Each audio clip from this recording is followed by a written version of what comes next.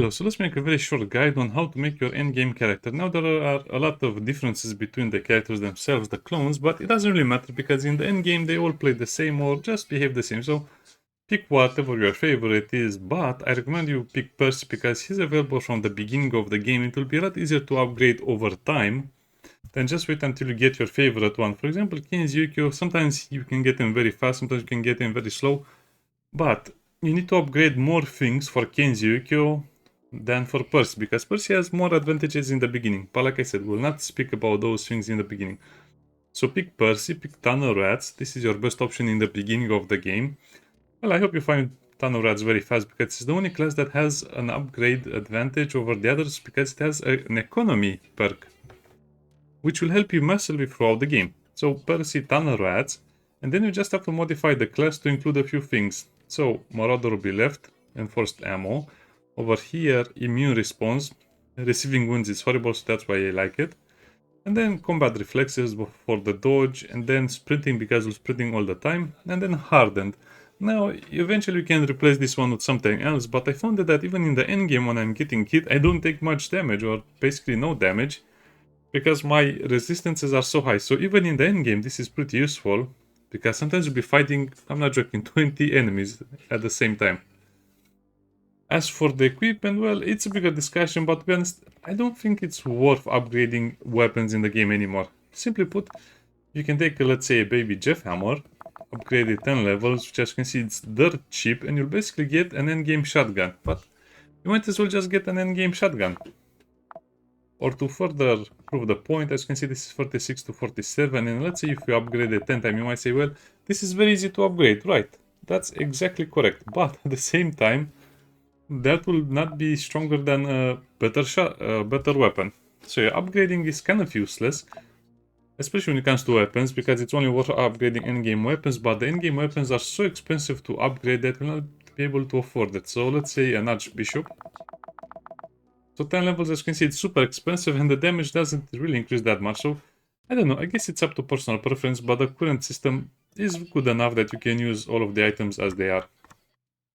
Now, as for armor, you probably want to get an endgame armor, which is tech level 8 or 9, and just upgrade it so it doesn't have any more weaknesses. But there is a catch to all of this as well. Actually, let's look at that one, because it's one of the ones you can get pretty easily. The Seraphim pattern. Well, I guess it's easier if you look at it like this. So as you can see, it has all of the resistance you might need except for beam or shock. Shock will never be something you can get. Poison will not be so dangerous. But you don't have any beam resistance over here. So I might as well, let's say, increase the beam resistance. Let me see where it is.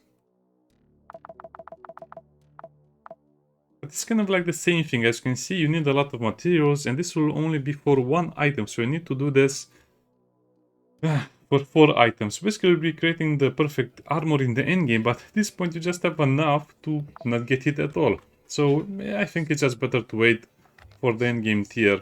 Otherwise, you'll be perfectly happy just upgrading the lower tier. So for example, let's say this tier 6 one. You can just put, let's say, 5 points, or I think 12 will be enough on every armor. Shock resist is not going to be worth it because you'll not need it. So this is actually a lot better, as you can see, to just upgrade some tier 6 armor and just put it, give you the thing you will not need. Also, shock will always be 0. So, much easier to upgrade, let's say, level 6 armor and no weapons, because you'll not really need them. Now, as for the clone itself, I recommend you slowly upgrade it over time, and the first upgrade you should give it will be to max out the sight range. Always max out the sight range first. And then you have to go into dodge, let's say about 10 levels into dodge, or maybe let's say 5 levels or 6 levels, depends on how your build is going.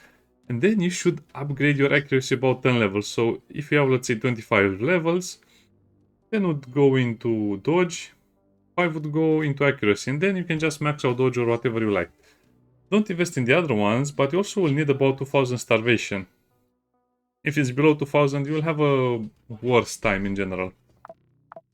Now, as for the upgrades to the clone with the implants and some of the other stuff, well, it's actually much easier than you think. I have all of them over here. So the head will always be the military head.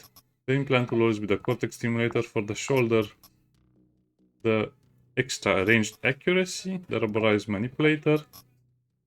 Because of the crit chance, the reload implant, the rubberized leg, just because this will give you 4 action points in running mode.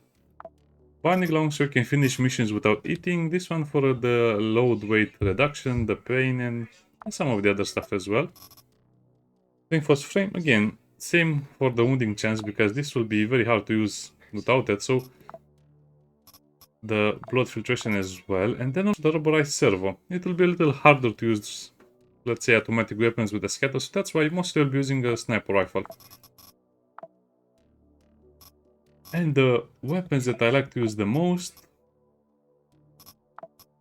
will be the Archbishop and the Anathema, the auto shotgun from the church. And that's kind of like it. The perfect build, no nonsense, no other stuff. As you can see, I also like to use the Prison Choban stuff because it's perfect. But it's very, very hard to get. So you can get, if you can get this set and if you can upgrade it, if you get it as a chip and if you can upgrade it, this will be the perfect endgame arrow because it has all of the things you need. Also keep in mind that fire plus cold equals entropy, and it will always pick the lowest one. So as you can see, the lowest one is cold, so that means it's 70. So that's why you need both to fight the demons correctly. Tesclan especially because he likes to have a lot of weapons with entropy damage.